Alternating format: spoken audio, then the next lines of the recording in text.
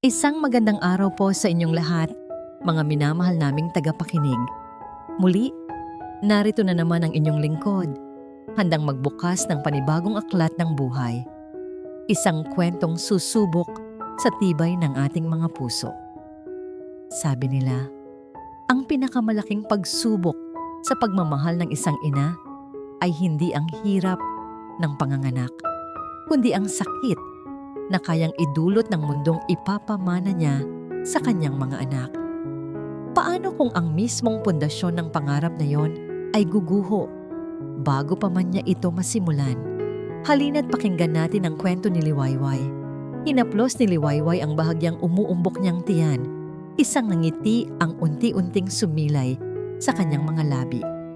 Sa loob ng maliit, ngunit maaliwalas na silid na tinutuluyan nila ni Kael, tanging ang mahinang tunog ng aircon at ang apat na maliliit na tibok sa kanyang sinapupunan ang kanyang naririnig. 4. Hindi pa rin siya makapaniwala. 4 na anghel, 4 na biyaya, pag-asa, sinag, lakas, at diwa.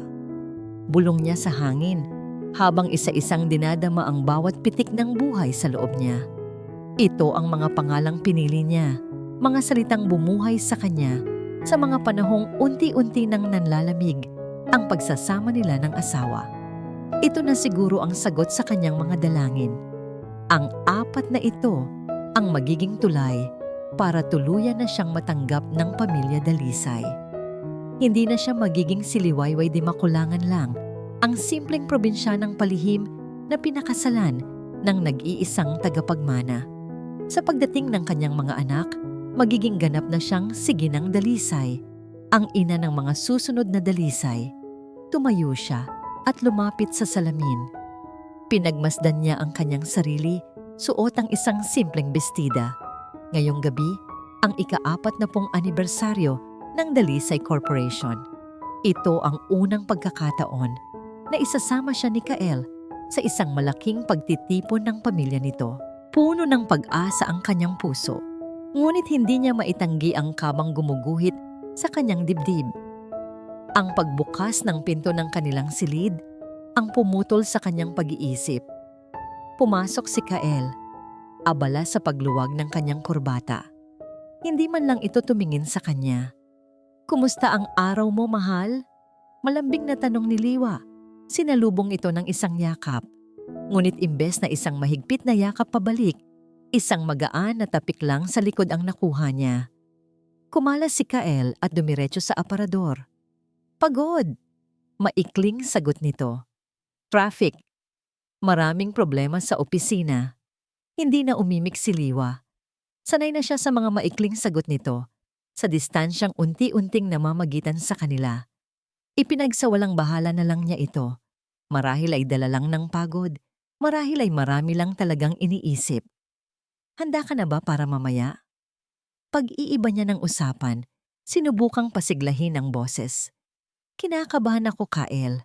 Paano kung hindi nila ako magustuhan? Sa wakas ay lumingon ito sa kanya, ngunit ang mga mata nito ay walang emosyon. Malamig, malayo.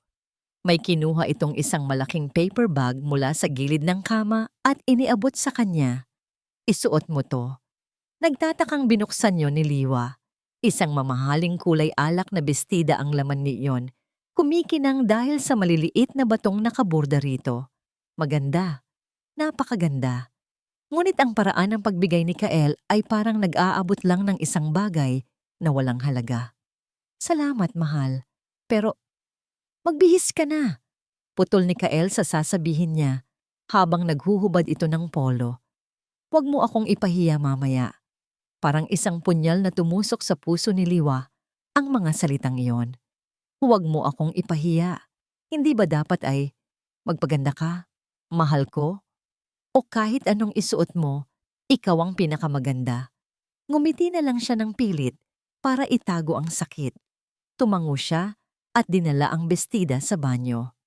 Habang dumadaloy ang tubig sa kanyang likuran, kasabay nitong umagos ang mga luhang kanina pa niya pinipigilan. Sa biyahe papunta sa venue ng party, walang nagsasalita sa loob ng sasakyan. Nakatingin lang si Liwa sa mga kukumikinang na ilaw ng lungsod ng ginto. Ang siyudad ng ginto, ang siyudad na puno ng pangarap, ngunit para sa kanya, puno ito ng takot. Huminga siya ng malalim. Para sa mga anak ko, sabi niya sa sarili, lahat ng ito ay para sa kanila. Pinilit niyang alalahanin ang 4 na tibok sa kanyang sinapupunan. Sila ang kanyang lakas. Pagdating nila sa isang marangyang hotel, bumaba si Kael at iniwan siyang mag-isang naglalakad sa likuran nito. Para siyang isang aninong sumusunod, hindi isang asawa. Pagpasok pa lang sa malawak na bulwagan, nasilaw-siliwa sa karangyaan. Mga naglalakihang chandelier, mga taong nakasuot ng magagarang damit, ang tunog ng isang orkestra na tumutugtog sa sulok. Lahat ng tao ay tila kilala ang isa't isa. Nagbabatian, nagtatawanan, lahat ng mga mata ay napako sa kanya ng sandaling iyon. Ang ilan ay may pagtataka, ang ilan ay may halong pangungutya. Hinanap ng kanyang mga mata si Kael, ang tanging kakampi niya sana sa lugar na yon, at nakita niya ito. Nakatayo ito sa gitna ng mga panauhin, hawak ang isang kopita ng champagne. Ang gwapo nitong mukha ay napapalibutan ng isang nangiti. Isang nangiting matagal na niyang hindi nakikita. Isang ngiting hindi para sa kanya. Dahil si Kael Dalisay ay hindi nag-iisa. Nakatayo sa tabi ni Kael ang isang babaeng tila inukit mula sa porselana. Balingkinita ng katawan, makinis ang balat, at may mga matang nangaakit. Nakasuot ito ng isang kumikinang na puting gown na yumayakap sa perpekto nitong hubog. Ang paraan ng pagtingin ni Kael dito ay may halong pagsamba, isang klase ng pagtingin na minsan nang ipinagkait nito kay Liwa. Sino siya? Isang kaibigan? Isang kasosyo sa negosyo? Sinubukan ni Liwang kumbinsihin ang sarili. Nagkamali lang siguro siya ng pagkakita. Baka may ibang kahulugan ang nangiting iyon. Humakbang siya palapit. Nais niyang tawagin ang pangalan ng asawa, ngunit tila may bumara sa kanyang lalamunan. Nanlamig ang kanyang mga kamay. Biglang humina ang tugtog ng orkestra hanggang sa tuluyan itong tumigil. Lahat ng usapan ay natigil. Ang lahat ng atensyon ay nabaling sa entablado, kung saan umakyat si Kael, akay-akay ang babae sa kanyang tabi. Kinuha ni Kael ang mikropono. Bumilis ang tibok ng puso ni Liwa. Ito na ba yun? Ito na ba ang sandaling ipakikilala siya ni Kael sa lahat? Nasasabihin nitong, narito ang asawa ko, si Liwayway, at sa kanyang sinapupunan ay ang aming mga anak. Isang munting pag-asa ang sumibol sa kanyang dibdib, pinapawi ang kaba na kanina pa namumuo. Ngumiti si Kael sa mga manonood. Isang magandang gabi sa inyong lahat. Salamat sa pagdalo ninyo sa gabing ito. Isang napakahalagang gabi para sa aming pamilya at sa Dalisay Corporation. Nagpalakpakan ang mga tao. Nakiayon si Liwa, kahit na nanginginig ang kanyang mga kamay. Tonight, we are not just celebrating 40 years of success. Pagpapatuloy ni Kael, ang boses ay puno ng sigla. We are also celebrating a new beginning, a new chapter, a brighter future. Muli itong lumingon sa babaeng katabi niya at sa pagkakataong ito, hinawakan nito ang kamay ng babae at itinaas. Ang mga daliri nila ay magkasalikop, isang perpektong pagkakatugma. At ang kinabukasang yon, sabi ni Kael, tinititigan ng babae ng may pagmamahal, ay hindi magiging posible kung wala ang inspirasyon ko, ang nag-iisang babae na nagpatibok muli ng puso kong matagal nang nanahimik. Bawat salita ay parang suntok sa sikmura ni Liwa. Hindi maaari. Mga kaibigan, mga kasamahan, I would like you to meet Serena Monteclaro. Ang pangalan ay parang laso na gumapang sa pandinig ni Liwa. Nanlabo ang kanyang paningin. Ang mga mukha ng mga tao sa paligid ay naging mga aninong walang hugis. At pagkatapos, ibinigay ni Kael ang huling dagok, ang pangungusap, na tuluyang dumurog sa bawat piraso ng kanyang pagkatao. Ang babaeng nagpapatunay na ang tunay na pag-ibig ay dumarating sa tamang panahon. Ang babaeng pakakasalan ko, ang aking kinabukasan. Kasabay ng pagbitaw niya sa mga salitang iyon, marahan niyang hinila si Serena palapit sa kanya. At sa harap ng daan-daang panauhin, sa ilalim ng libu-libong kumikinang na ilaw, hinalikan niya ito ng buong pagsinta. Isang halik na nagpatigil sa mundo ni Liwa. Ang palakpakan ng ilang tao ay parang ugong na lang sa kanyang tainga. Ang iba naman ay napuno ng pagkabigla, nagbubulungan, nagtitinginan. Sa isang saglit, sa gitna ng halik, nagtama ang mga mata ni Liwa at ni Kael. Nakita niya ang pagkakasala sa mga mata nito. Isang mabilis na kislap ng pagsisisi, ngunit hindi nito itinigil ang halik. Ipinagpatuloy niya. Tila sinasabing wala na siyang pakialam. Gumuho ang mundo ni Liwa. Ang 4 na tibok sa kanyang sinapupunan ay tila sabay-sabay na nanahimik. Hindi niya namalayan ang paglapit ng isang anino sa kanyang tabi. Isang pamilyar na pabango ang kanyang nalanghap. Ang mamahaling pabango ng kanyang biyenan, si Doña Fidelisa. Ano pang ginagawa mo rito, Pulubi? Ang boses ni Doña Fidelisa ay isang bulong, ngunit sapat ang lakas nito para marinig ng mga taong malapit sa kanila. Ang bawat salita ay puno ng kamandag. Tapos na ang pagpapanggap mo. Pwede ka nang bumalik sa pinanggalingan mong bukid.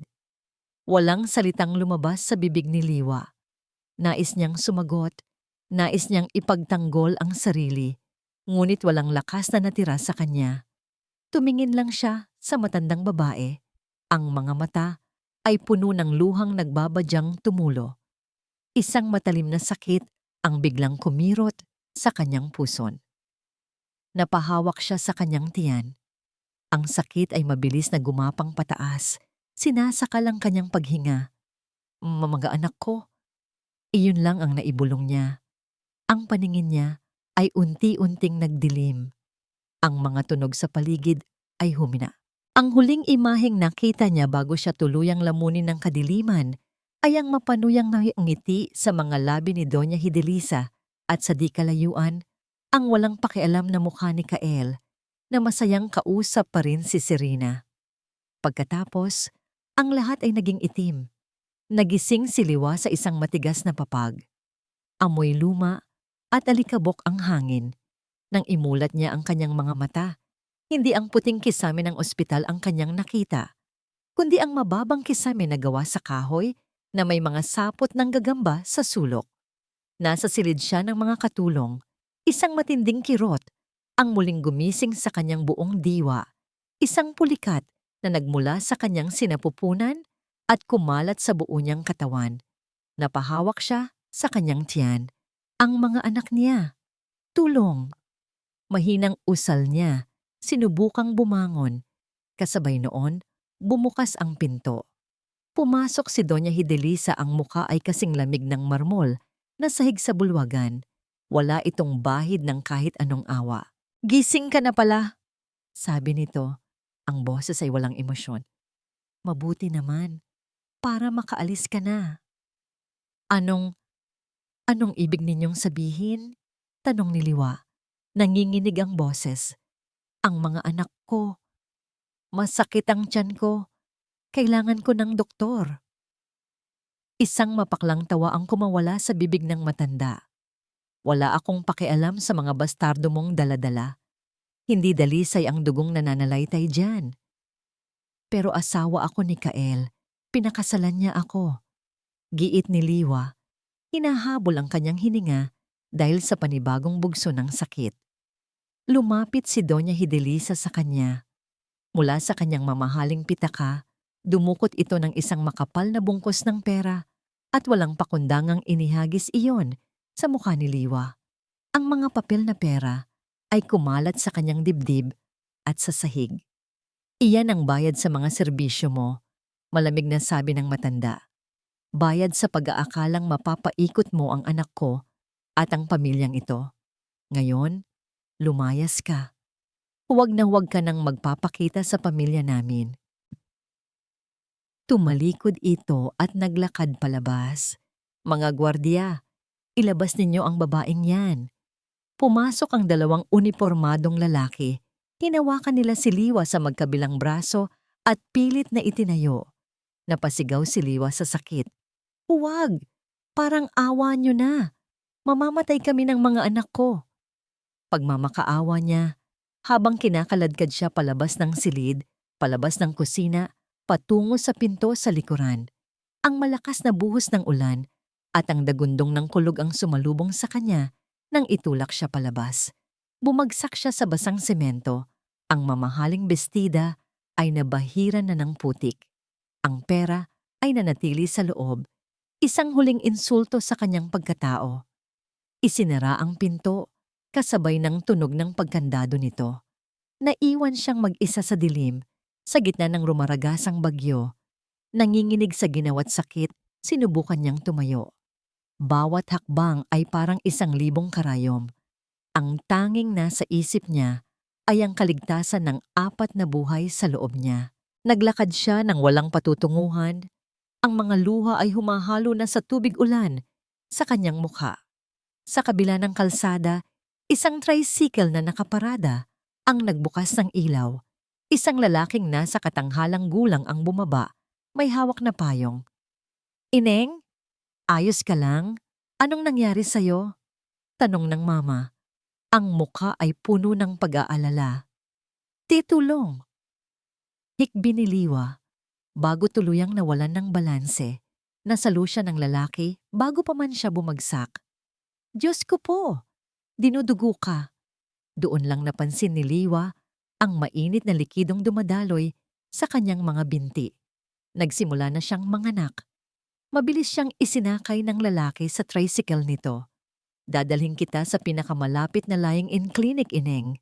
Kumapit ka lang. Ang biyahe ay parang isang walang katapusang bangungot. Bawat lubak sa kalsada ay nagdudulot ng matinding sakit. Pagdating nila sa isang maliit na klinika sa isang eskinita, isang matandang midwife na nagngangalang Aling Tess ang sumalubong sa kanila.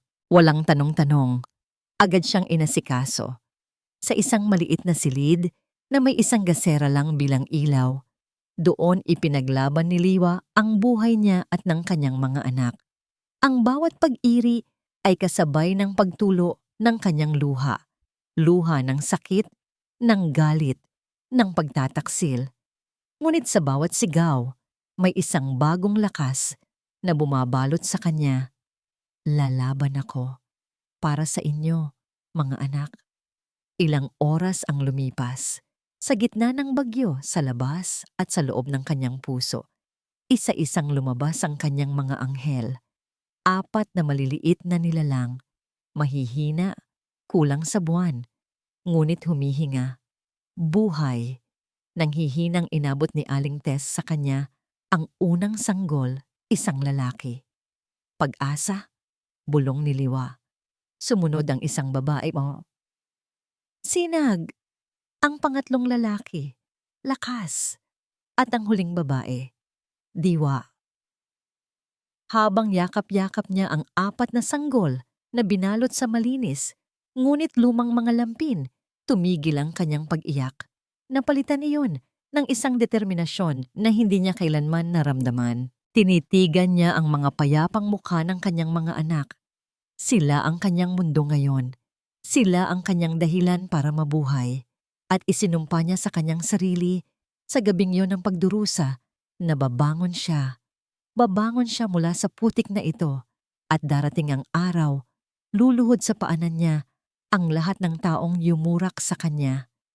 Kinabukasan, bago pa man sumikat ang araw, dahan-dahan siyang bumangon. Sa tulong ni Aling Tess, nagbihis siya ng mga damit na bigay nito. Walang pera, walang gamit.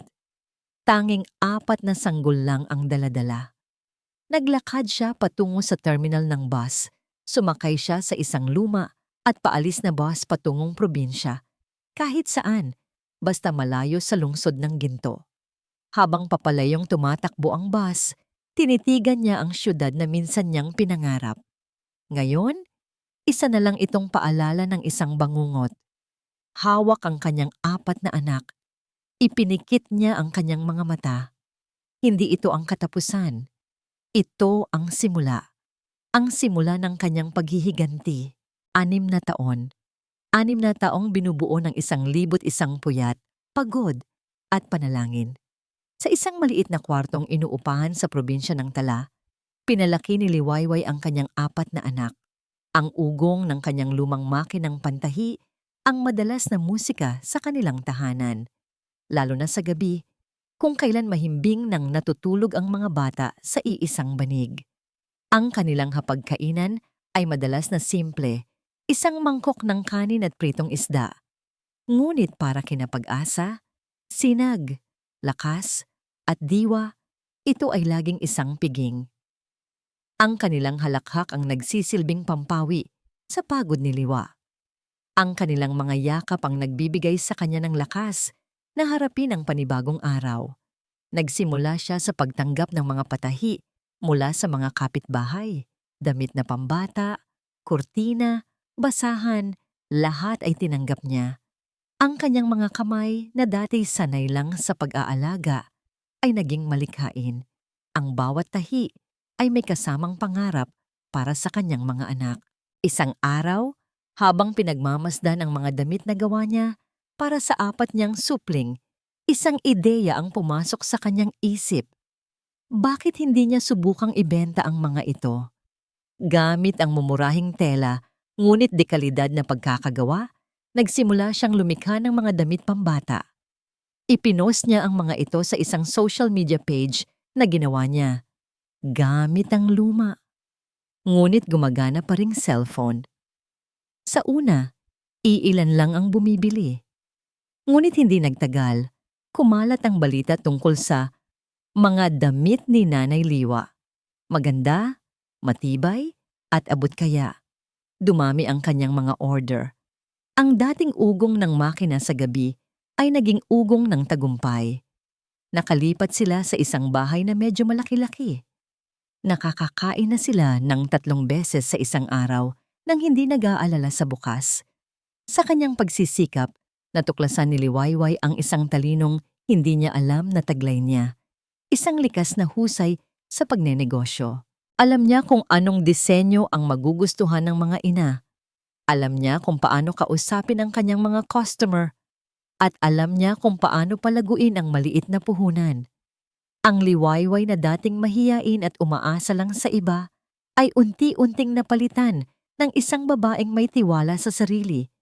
Isang ina at negosyanteng kayang tumayo sa sarili niyang mga paa. Isang hapon, habang abala siya sa isang maliit na bazar sa bayan kung saan may pwesto siya, isang matandang lalaki na nakasuot ng formal na barong ang lumapit sa kanya.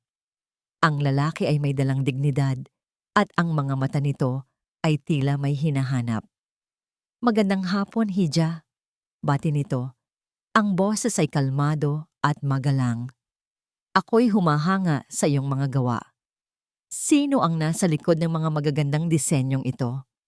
"Ako po," nahihiyang sagot ni Liwa. "Salamat po sa inyong pagpuri." Tinitigan siya ng matanda, mula ulo hanggang paa. May kislap ng pagkilala sa mga mata nito. "Maari ko bang malaman ang iyong buong pangalan, Hija?" Nag-alinlangan si Liwa. Sa loob ng 6 na taon, bihira niyang gamitin ang kanyang buong pangalan. Ngunit may kung anong tiwala sa aura ng matanda. "Liwayway di makulangan po." Ang pangalang iyon ay tila isang kumpirmasyon para sa lalaki. Isang malalim na hininga ang pinakawalan nito na para bang nabunutan ng tinik. "Sa wakas," bulong ng matanda. "Sa wakas, natagpuan din kita." Ipinakilala ng lalaki ang sarili bilang si Attorney Benedicto Cruz. Siya raw ang abogado ng kanyang yumaong ama. Ngunit, isang mangingisda lang po ang tatay ko at matagal na po siyang pumanaw. Naguguluhang sabi ni Liwa, umiling si Attorney Benedicto. "Iyan ang kasinungalingang ipinaniwala sa iyo, Liwayway. Ang tunay mong ama ay si Don Ignacio Vergara." Parang bombang sumabog sa pandinig ni Liwa ang pangalang iyon. Vergara, isa sa pinakamayaman at pinakamakapangyarihang pangalan sa mundo ng negosyo. "Hindi po," nagkakamali po kayo. Hindi ako nagkakamali, mariing sabi ng abogado. Bago siya pumanaw, maraming taon kanyang hinanap. Ipinagbilin niya sa akin ang lahat. Ikaw ang kanyang nag-iisang tagapagmana, liwayway. Lahat ng kanyang ari-arian, lahat ng kanyang kumpanya ay sayo. Napaupo si Liwa. Ang mga tuhod ay tila nawalan ng lakas. At may isa pa siyang ibinilin, dagdag ng abogado, ang boses ay bumaba.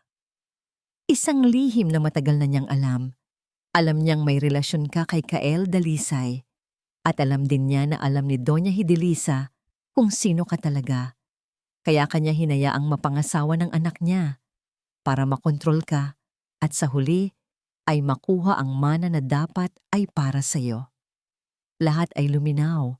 Ang galit ni Doña Hidilisa, ang pagtrato nito sa kanya, hindi lang dahil sa pagiging mahirap niya, kundi dahil nakasakiman.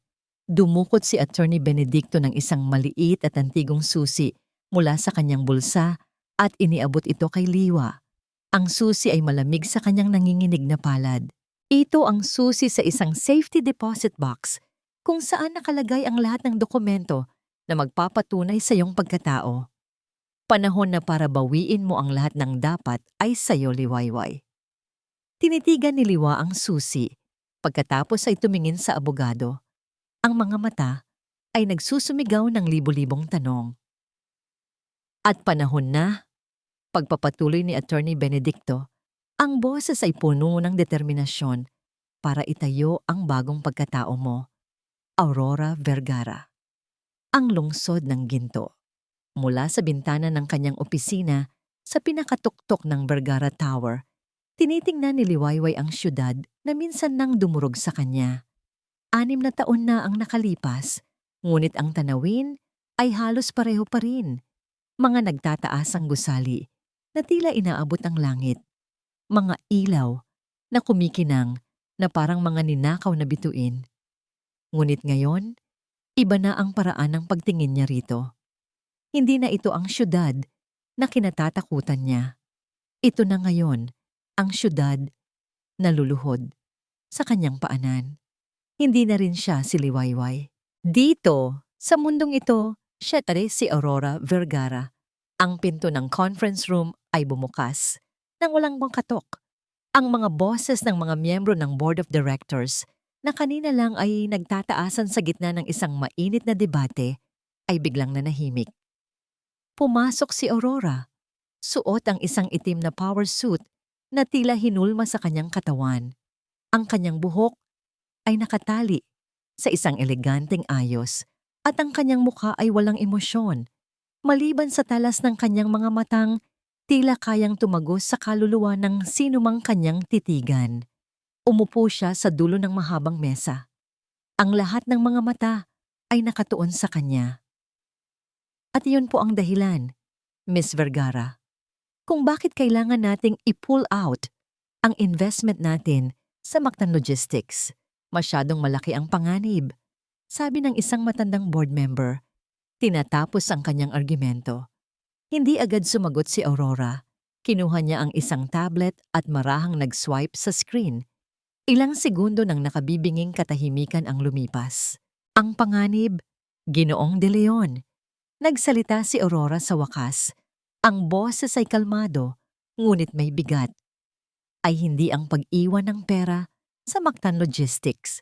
Ang tunay na panganib ay ang pag-urong sa isang pagkakataon na minsan lang darating. Ipinakita niya sa malaking screen ang isang serye ng mga graph at data. Sa susunod na 6 na buwan, babagsak ang Dalisay Corporation at kapag bumagsak sila, sino ang sasalo sa lahat ng kontrata nila sa shipping? Tayo. Sa pamamagitan ng Mactan Logistics. Isang-isa niyang sinagot ang bawat pag-aalinlangan ng board, hindi gamit ang opinyon, kundi gamit ang malamig at matigas na datos. Ang bawat salita niya ay may bigat, ang bawat argumento ay hindi matitibag. Sa loob ng 10 minuto, ang dating mainit na debate ay natapos. Walang nangahas na sumalungat. Kung wala na kayong tanong, sabi niya habang tumatayo, the decision is final. We will double our investment. Naglakad siya palabas ng silid. Iniwan ang mga miyembro ng board na napahanga at bahagyang natatakot sa kanyang talino at determinasyon. Pagbalik niya sa kanyang pribadong opisina, naghihintay na si Attorney Benedicto, may hawak na tablet. Nasa iyo na ang lahat ng kumpanya na may hawak sa pinakamalalaking utang ng Dalisay Corp, Aurora. Sabi ng abogado, isang bahagyang nangiti ang makikita sa kanyang mga labi. Isa na lang malaking tulak at babagsak na ang buong imperyo nila. Tumango si Aurora. Ang mga mata ay nakapako sa screen. Ipinakita roon ang kasalukuyang financial report ng Dalisay Corporation. Pula. Lahat ay bagsak. Sa isang sulok ng report, may isang litrato, isang candid shot ni Kael Dalisay habang papalabas ng kanilang opisina. Ang dating makisig at aroganteng Kael ay wala na. Napalitan ito ng isang lalaking may malalalim na eye bags, gusot na damit, at isang ekspresyong pagod na sa pakikipaglaban. Tinitigan ito ni Aurora. Hinanap niya ang sakit, ang galit, ang kahit anong bakas ng pag-ibig na minsan niyang naramdaman. Wala. Ang nakikita niya lang ay isang liability, isang failed investment, isang paalala ng kahinaan na matagal na niyang ibinaon sa limot. Ilang araw na lang, lalabas na ang anusyo, sabi ni Attorney Benedicto. Isusubasta ng mga bangko ang huling pag-aari nila, ang mansyon ng mga Dalisay. Ang mansyon, ang lugar kung saan siya ipinahiya at pinalayas. Magaling! Iyon lang ang nasabi ni Aurora. Ang boses ay kasing lamig ng hangin mula sa aircon. Tumayo siya at lumapit sa malaking salamin na nagsisilbing dingding ng kanyang opisina. Pinagmasdan niya ang kanyang refleksyon. Ang babaeng nakatingin pabalik ay hindi na si Liwa di Makulangan. Ang babaeng iyon ay may matang puno ng determinasyon, isang reyna na nagtayo ng sarili niyang kaharian mula sa abo ng kanyang nakaraan. Sakto namang pumasok ang kanyang sekretarya, may dalang isang sobre na may gintong selyo. An invitation, ma'am, for the Dalisay Estate Auction. Kinuha ni Aurora ang imbitasyon. Tinitigan niya ang pangalan ng pamilyang Dalisay na nakaukit dito. Isang malamig na ngiti ang dahan-dahang gumuhit sa kanyang mga labi. Ang nangiting ito ay hindi nagpapakita ng saya. Ito ay isang nangiti ng isang mangangaso na malapit nang silain ang kanyang biktima. Perfect, bulong niya. Itinaas niya ang kanyang tingin, sinalubong ang mga mata ng sariling refleksyon sa salamin. Let the show begin. Para kay Kael Dalisay ang bawat sulok ng kanilang mansyon ay may boses. Ang telepono ay sumisigaw ng mga paniningil mula sa mga bangko. Ang mga dingding ay bumubulong ng mga alaala ng dating karangyaan. At ang katahimikan. Ang katahimikan ang pinakamaingay sa lahat. Ito ang tunog ng pagbagsak. Nakaupo siya sa kanyang malaking opisina sa loob ng bahay, napapalibutan ng mga tumpok ng dokumento at mga spreadsheets na puro pula ang numero. Ang dating haligi ng kanilang pamilya, ang Dalisay Corporation, ay gawa na lang pala sa buhangin. At ngayon, unti-unti na itong ginuho ng malakas na alon. Pumasok si Serena sa silid, hindi man lang kumatok. Ang dating matamis ng ngiti nito ay napalitan na ng permanenteng inis. Kael, my credit card was declined, sabi nito. Ang boses ay matinis at puno ng akusasyon. I was trying to buy the new Dior bag. Nakakahiya. Napapikit si Kael. Pinipigilan ng galit na kumukulo sa loob niya. Serena, wala ka na bang nakikita sa paligid mo? We're losing everything. At yan pa rin ang iniisip mo? Well, kasalanan ko ba?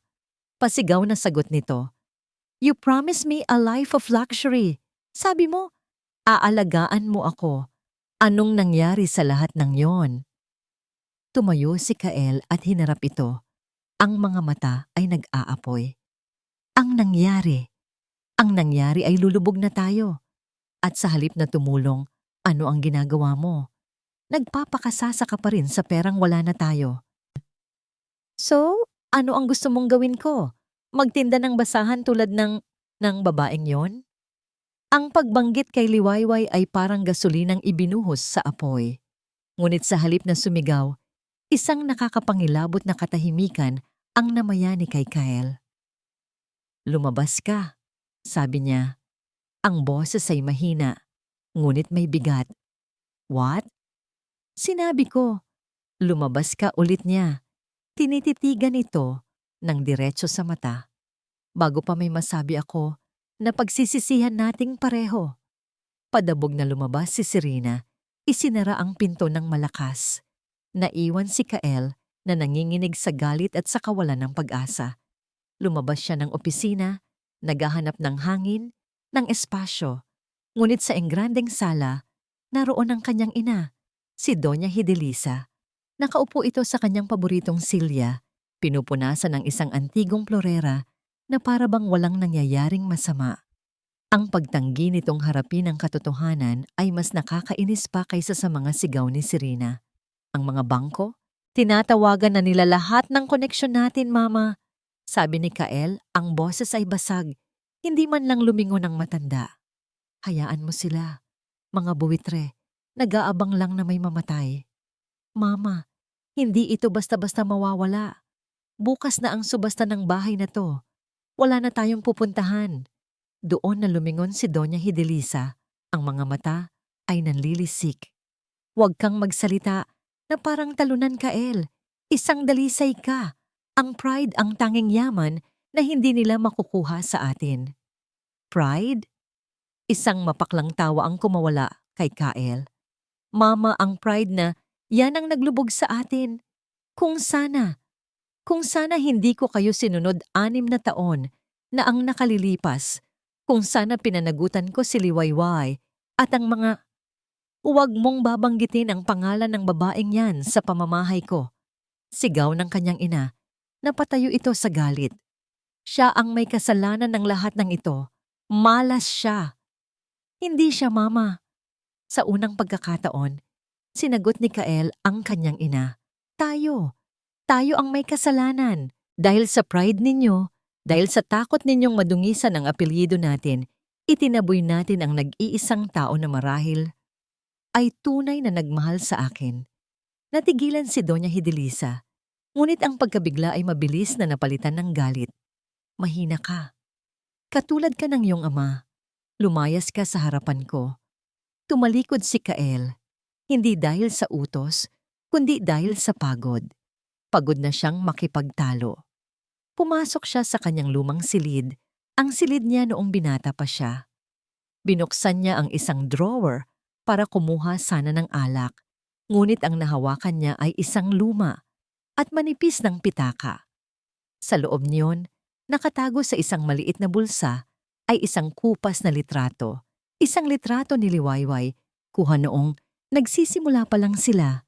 Nakangiti ito, ang mga mata ay puno ng pangarap at pag-ibig. Simple. Totoo.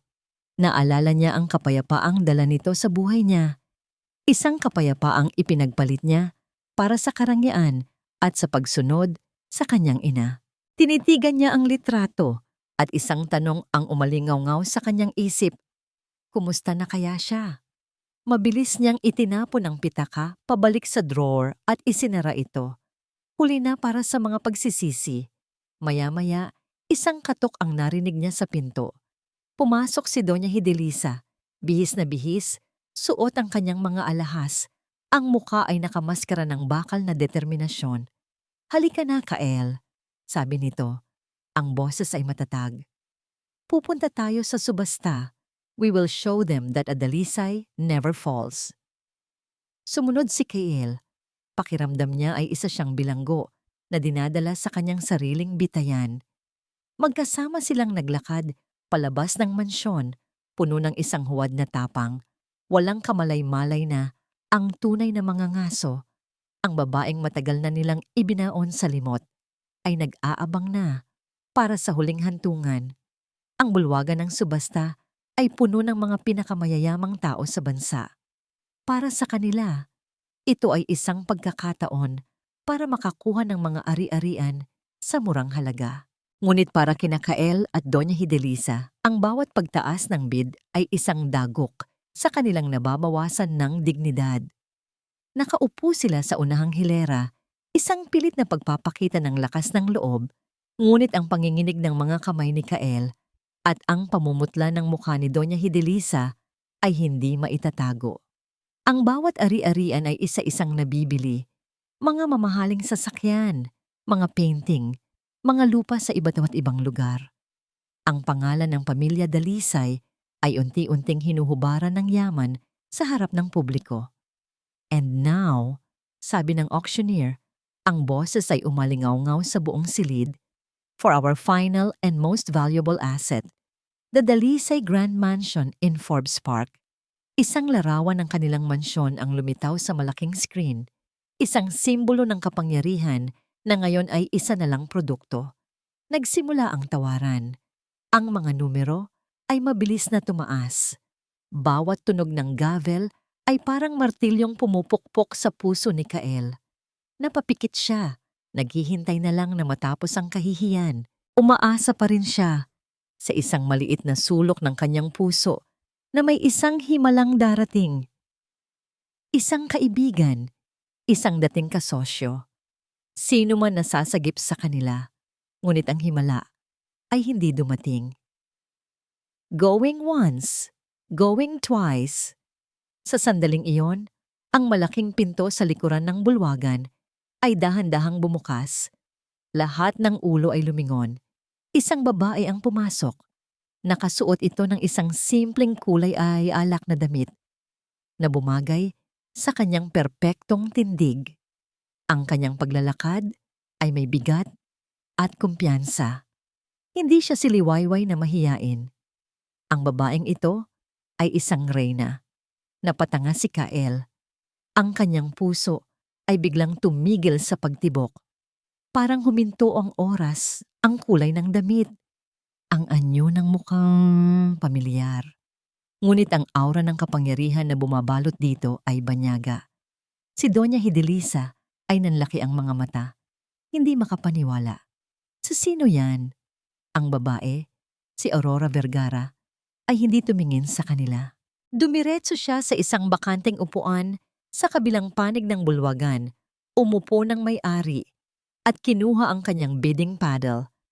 "We have a new bidder," masiglang sabi ng auctioneer. "The bid is at 150 million. Do I hear 160? Walang salitang itinaas ni Aurora ang kanyang paddle. 160 million from Miss Vergara.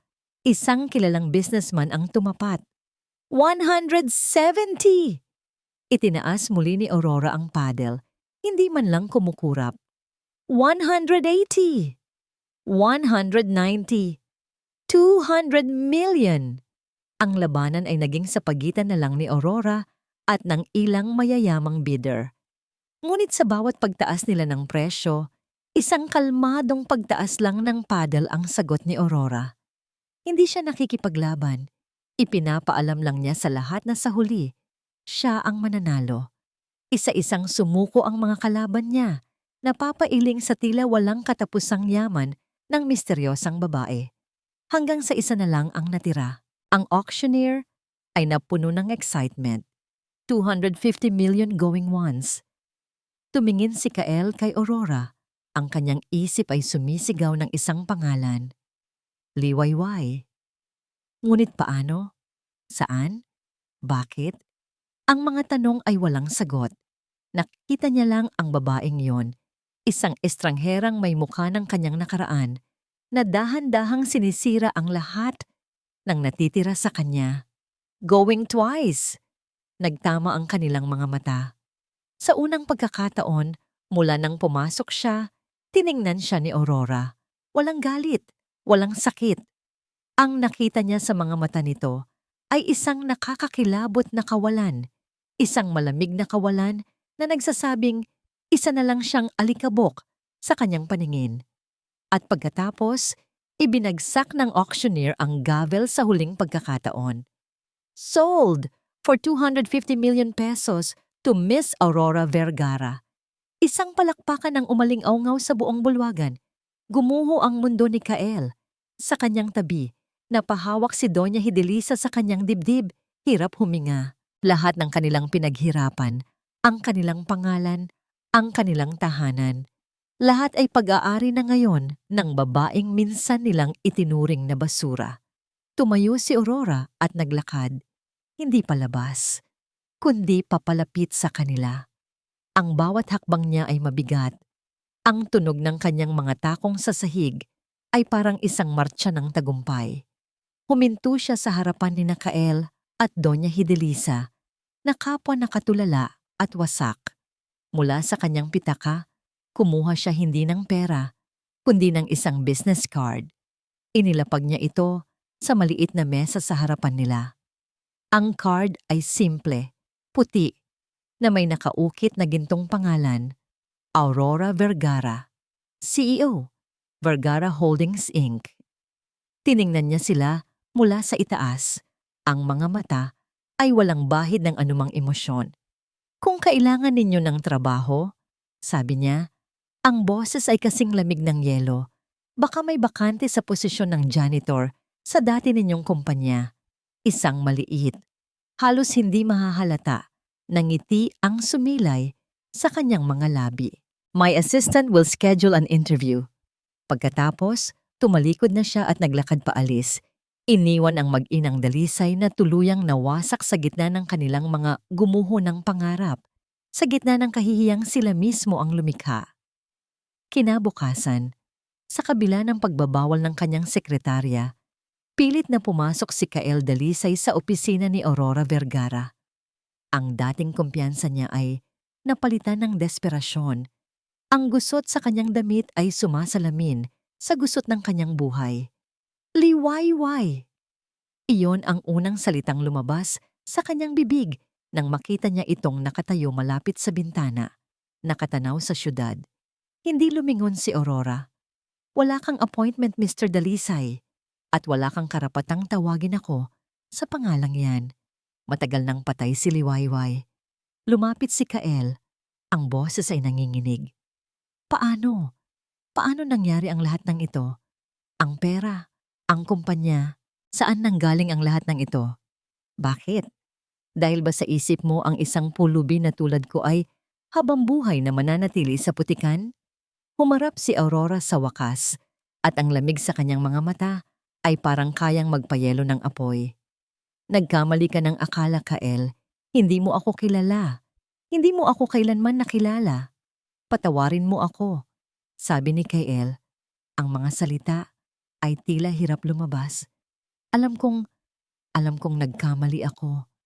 Araw-araw, gabi-gabi, pinagsisisihan ko ang ginawa ko sa'yo. Kung kaya ko lang ibalik ang panahon, isang tawa, isang tuyo, at walang kasinsayang tawa ang kumawala kay Aurora. Pagbabalik tanaw, para saan pa, Kael? Para itama ang isang pagkakamaling hindi mo naman talaga pinagsisihan? O dahil lang sa ngayon, wala ka na? Hindi totoo yan. Minahal kita.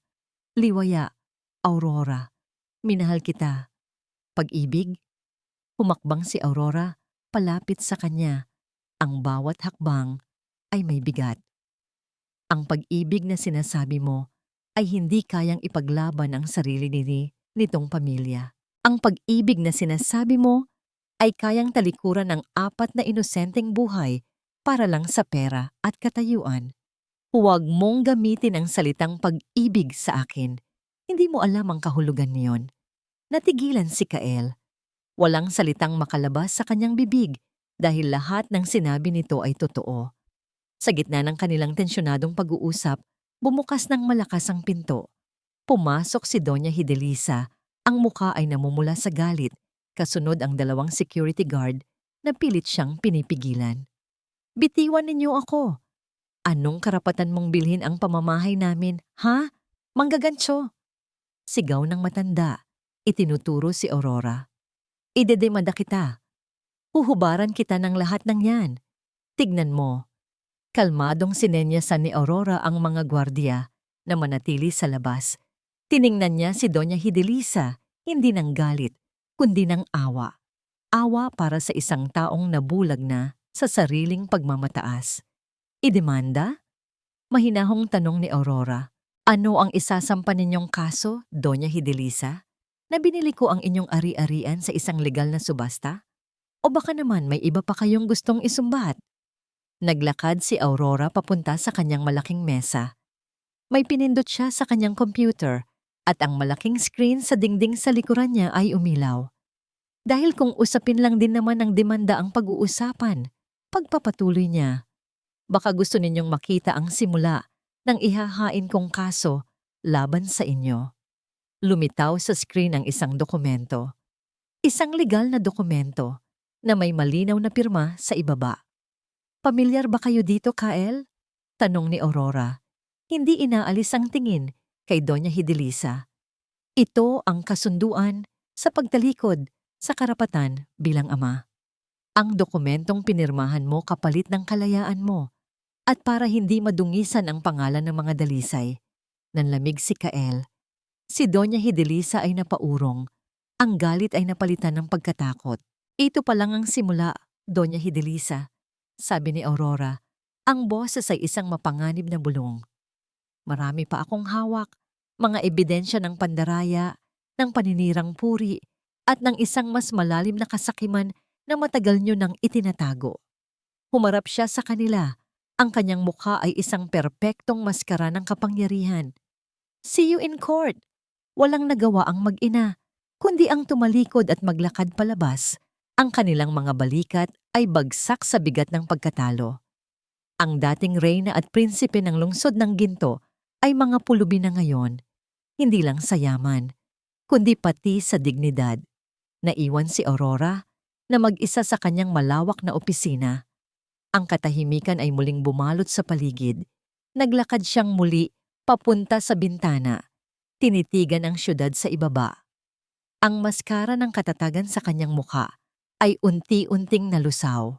Sa unang pagkakataon, sa loob ng 6 na taon, isang taksil na luha ang pumatak mula sa kanyang mga mata, dumaloy sa kanyang pisngi. Ang luha ay hindi para kay Kael o sa sakit na idinulot nito. Ang luha ay para kay Liwayway, ang babaeng minsan niyang pinangarap maging, ang babaeng tuluyan na niyang ibinaon para lang makamit ang tagumpay na ito. Nanalo siya. Ngunit bakit parang may kulang pa rin? Ang courtroom ay parang isang sirko. Puno ng mga reporter, mga usisero, at mga dating kaibigan ng pamilya Dalisay na ngayon ay nag-aabang sa kanilang tuluyang pagbagsak. Si Kael ay nakaupo sa tabi ng kanyang abogado. Ang tingin ay nakatutok sa sahig. Sa kabilang panig, si Serena ay may sarili ring abogado. At sa pagitan nilang dalawa ay isang pader ng yelo. Nang pumasok si Aurora Vergara, kasama si Attorney Benedicto, tumahimik ang buong silid. Naglakad siya ng may dignidad, umupo sa kanyang pwesto nang hindi man lang tinitingnan ang panig ng mga akusado. Para sa kanya, sila ay mga multo na lang ng nakaraan. Nagsimula ang paglilitis. Ang unang ebidensya na inilatag ni Attorney Benedicto ay ang mismong dokumentong ipinakita ni Aurora sa kanyang opisina. Ang kasunduan sa pagtalikod ni Kael sa kanyang karapatan bilang ama sa 4 na hindi pa isinisilang na sanggol. Nang ipakita ito sa malaking screen, isang malakas na bulungan ang pumuno sa courtroom. Mga salita ng pagkondena, ng pagkasuklam, ang mga kamera ay walang tigil sa pag-flash. Kinukunan ang bawat anggulo ng kahihiyan sa mukha ni Kael. Pakiramdam niya ay hinuhubaran siya sa harap ng buong mundo. Tumingin siya sa kanyang ina na nakaupo sa likuran niya, ngunit si Doña Hidelisa ay nakatingin lang sa kawalan. Ang mukha ay manhid at walang reaksyon. Sunod na tinawag sa witness stand si Serena Monteclaro. Habang naglalakad papunta sa unahan, ang kanyang mga mata ay puno ng takot. Ang dating tapang at kumpiyansa ay nawala na. Napalitan ng pagnanais na iligtas ang sarili. Miss Monteclaro, nagsimulang magtanong si Attorney Benedicto. Totoo ba na 6 na taon na ang nakalipas? Sa gabi ng anibersaryo ng Dalisay Corporation ay ipinakilala ka ni Ginoong Kael Dalisay bilang kanyang mapapangasawa sa kabila ng katotohanang kasal pa siya noon kay Liwayway Di Makulangan. O opo, nanginginig na sagot ni Serena. At alam mo ba sa mga panahong yon na si Ginang Di Makulangan ay nagdadalang tao? Hindi ko po alam. Mabilis na sagot ni Serena.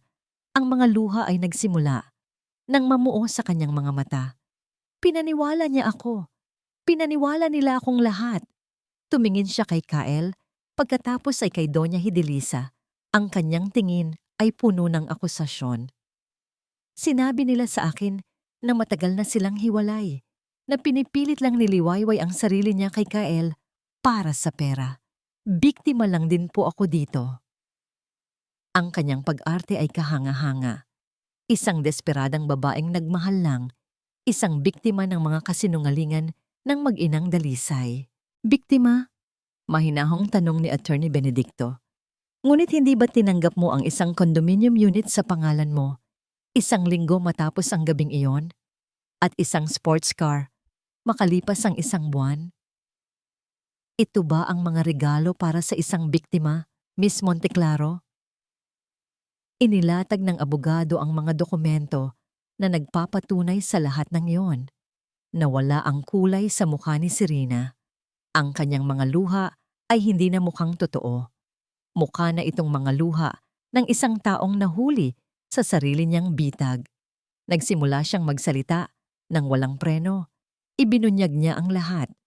Ang mga lihim na pag-uusap nila ni Kael, ang pagpaplano ni Doña Hidelisa na sirain ang reputasyon ni Liwayway, ang mga perang ginastos nila na galing sa kumpanya.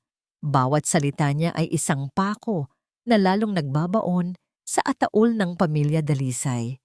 Tumingin si Kael kay Serena, ang babaeng minsan niyang inakalang mahal niya.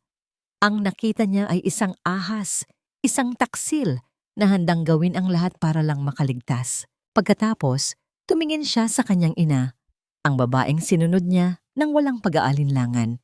Ang nakita niya ay isang malamig na estatwa, walang pakialam sa pagkasira ng sarili nitong anak. Sa sandaling iyon, napagtanto ni Kael na nag-iisa na lang siya. Wala nang natira. Ang yaman, ang pag-ibig, ang pamilya, lahat ay nawala.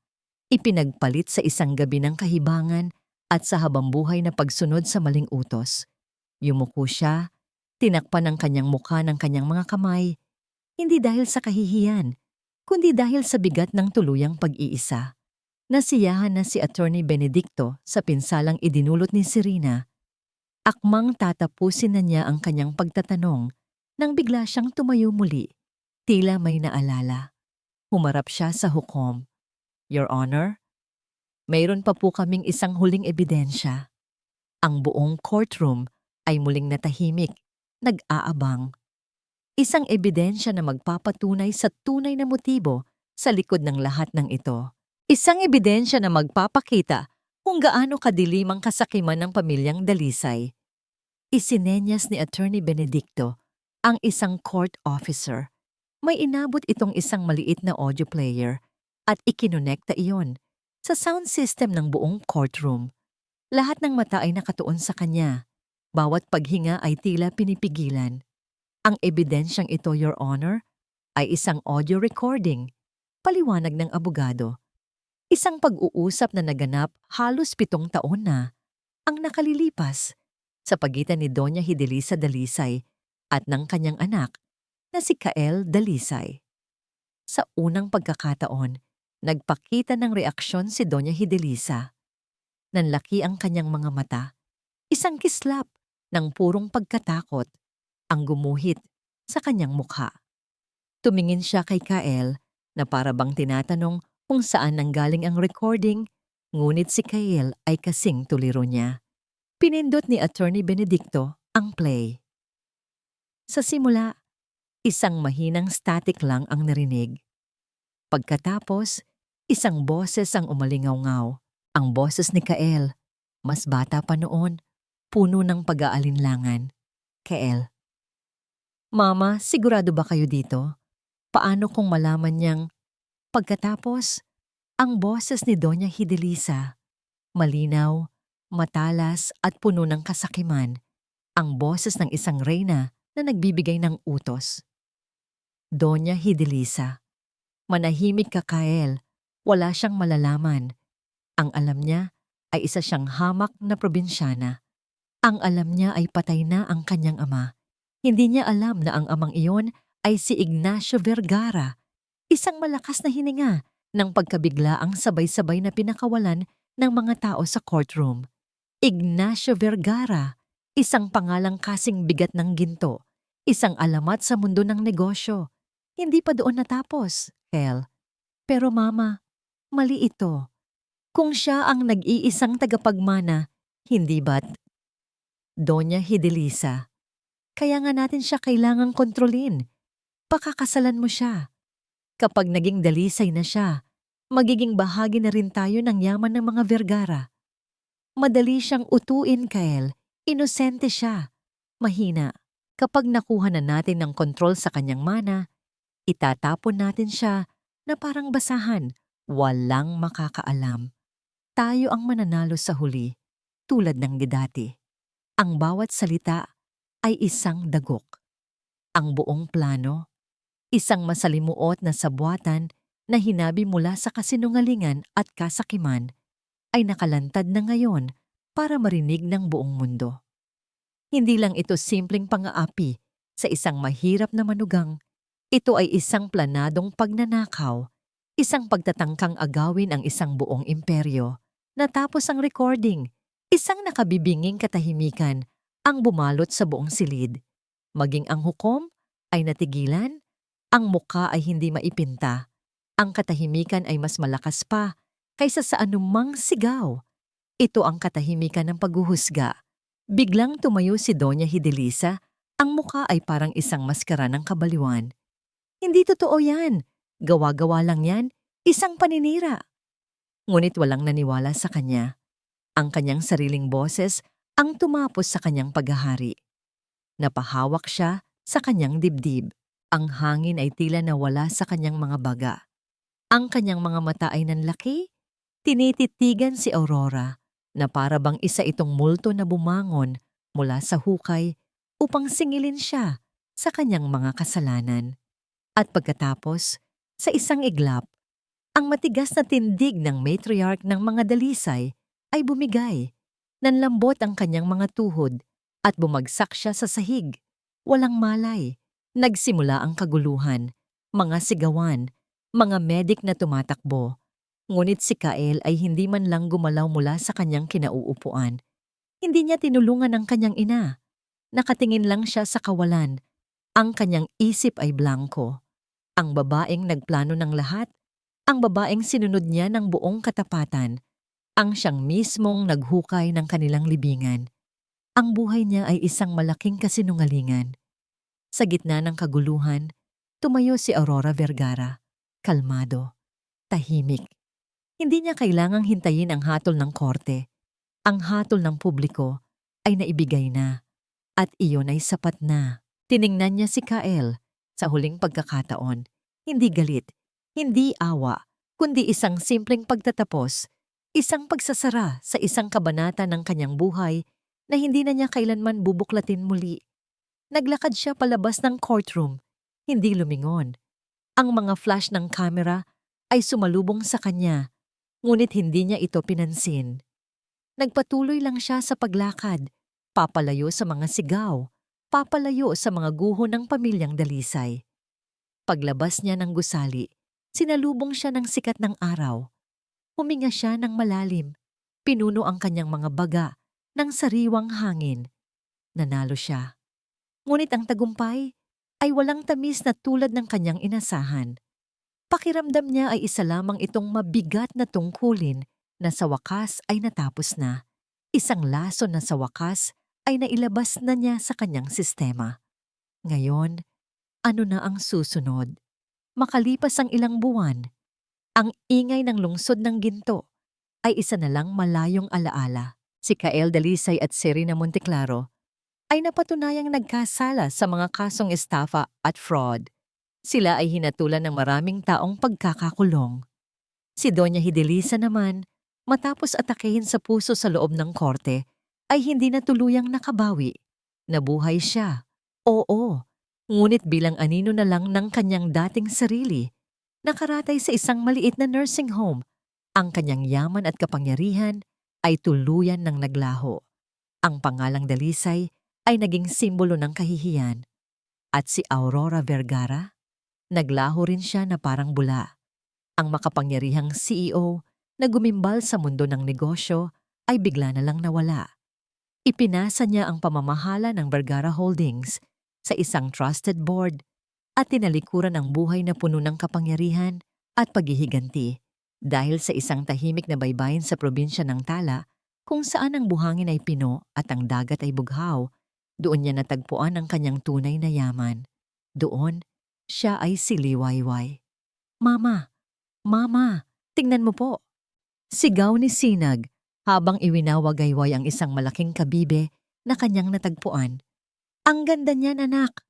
Sagot ni Liwayway, isang matamis na ngiti ang nakaguhit sa kanyang mga labi.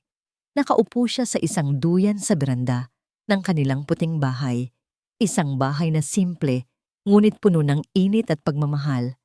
Si Pag-asa at Lakas ay abala sa paggawa ng isang kastilyong buhangin habang si Diwa naman ay masayang nagbabasa ng libro sa kanyang tabi.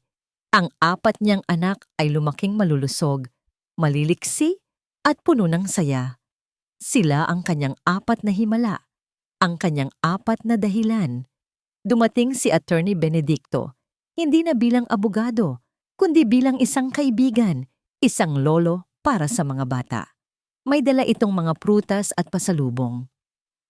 Mukhang napakapayapa ng buhay mo rito, Liwayway, sabi ng matanda habang umuupo sa tabi niya. Pinagmamasdan ang mga batang naglalaro. Higit pa po sa payapa, Tay Benedicto, sagot niya. Tinatawag ito sa pangalang nakasanayan na. Masaya po ako. Ito po pala yung totoong tagumpay. Nakamit mo ang hustisya, sabi ng abogado. Umiling si Liwayway. Hindi po hustisya ang hinanap ko. Siguro po sa simula, oo. Galit ang nagtulak sa akin. Ngunit habang tumatagal, habang itinatayo ko si Aurora Vergara, napagtanto ko na ang paghihiganti ay parang pag-inom ng lason at pag-aantay na mamatay ang kaaway mo. Ikaw lang din ang nasasaktan. Tumingin siya sa malawak na karagatan. Ang tunay na tagumpay pala ay hindi ang pagbagsak ng mga dalisay. Ang tunay na tagumpay ay ang pagtayo ko sa sarili kong mga paa. Ang pagbuo ng isang masayang mundo para sa mga anak ko. Malayo sa lahat ng sakit at kasinungalingan ng nakaraan. Ipinagmamalaki ka ng iyong ama. Saan man siya naroroon, sabi ni Attorney Benedicto. Ngumiti si Liwayway, isang nangiting totoo at walang bahid ng kahit anong pait. Sana nga po. Kinagabihan, matapos patulugin ang mga bata, naupo siyang muli sa beranda. Tanaw niya ang paglubog ng araw. Ang langit ay nag-aapoy sa kulay kahel, rosas at lila. Isang perpektong tanawin. Naalala niya ang babaeng minsan siyang naging. Si Liliwayway na mahina at si Aurora na matigas. Pareho na silang wala. Ang babaeng narito ngayon ay isang pinaghalong bersyon ng dalawa. Isang inang may lakas na ipaglaban ang kanyang mga anak at may pusong marunong magpatawad. Hindi para sa iba kundi para sa sarili. Hindi na niya kailangan ng apelyidong Dalisay o Vergara. Sapat na ang pagiging Liwayway. Sapat na ang pagiging isang ina. At iyon ang pinakamalaking tagumpay sa lahat. Huminga siya ng malalim. Nilalasap ang alat ng hangin mula sa dagat. Ang bawat alon na humahampas sa dalampasigan ay tila bumubulong ng isang pangako ng isang bagong umaga, isang bagong pag-asa, isang bagong liwayway. At dito po nagtatapos ang ating kwento. Isang paglalakbay ng puso na nagturo sa atin ng isang mahalagang aral. Ang aral ng kwento ni Liwayway ay hindi tungkol sa paghihiganti. Ito ay tungkol sa pagbangon. Ipinakita niya sa atin na ang tunay na lakas ng isang babae ay hindi nasusukat sa kung paano niya pinababagsak ang kanyang mga kaaway, kundi sa kung paano niya itinatayo ang kanyang sarili at ang kanyang pamilya mula sa mga guho ng nakaraan. Ang pinakamalaking tagumpay ay ang paghahanap ng kapayapaan sa sarili at pagbuo ng isang masayang bukas. Maraming salamat po sa inyong walang sawang pagsubaybay at pakikinig. Sana po ay may napulot kayong inspirasyon sa kwento ni Liwayway. Kung meron po kayong mga saloobin o komento, huwag po kayong mag-atubiling i-type sa comment section sa ibaba. Anong uri ng kwento ang gusto ninyong marinig sa susunod? Hindi dito nagtatapos ang ating paglalakbay. Marami pa pong kwentong kasing ganda at mas puno ng aral dito sa aming channel. Kung nagustuhan nyo ang kwentong ito, i-like, i-share sa pamilya at mga kaibigan, at mag-subscribe na rin para lagi kayong updated sa mga susunod pa naming kwento. I-click nyo ang notification bell para kayo ang unang makarinig kapag may bago kaming upload. Pagpalain po kayo ng Panginoon, kayo at ang inyong buong pamilya. Hanggang sa muli!